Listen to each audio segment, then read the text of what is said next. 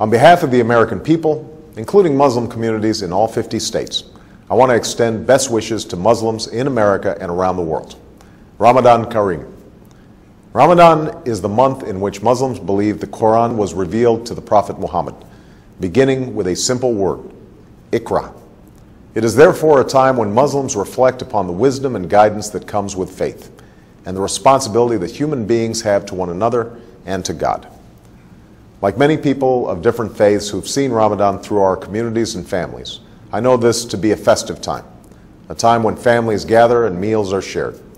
But I also know that Ramadan is a time of intense devotion and reflection, a time when Muslims fast during the day and perform Taraweeh prayers at night, reciting and listening to the entire Quran over the course of the month.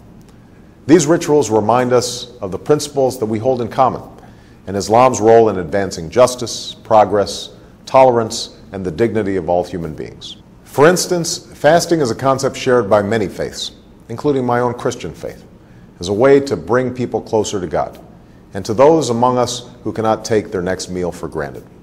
And the support that Muslims provide to others recalls our responsibility to advance opportunity and prosperity for people everywhere. For all of us must remember that the world we want to build and the changes that we want to make must begin in our own hearts and our own communities.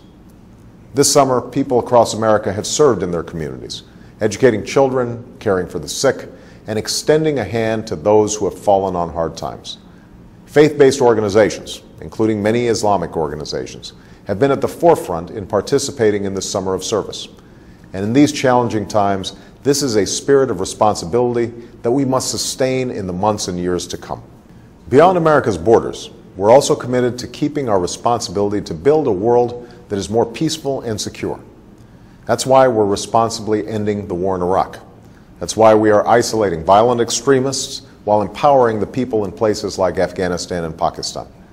And that is why we strongly and actively support a two-state solution that recognizes the rights of Israelis and Palestinians to live in peace and security.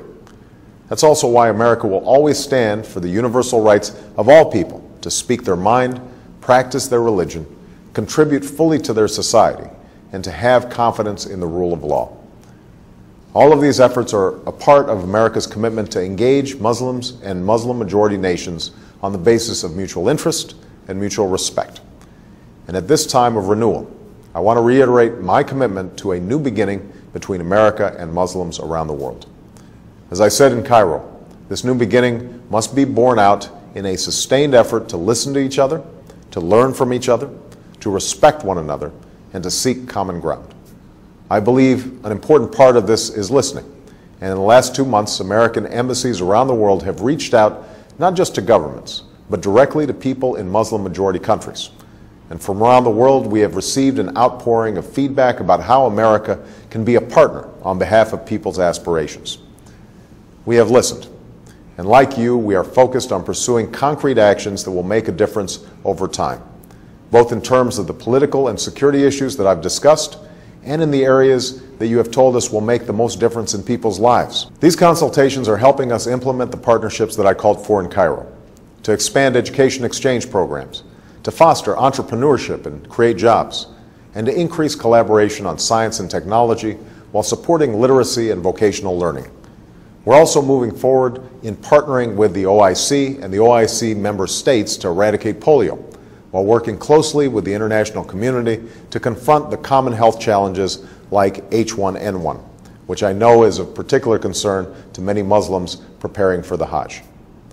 All of these efforts are aimed at advancing our common aspirations, to live in peace and security, to get an education and to work with dignity, to love our families, our communities, and our faith.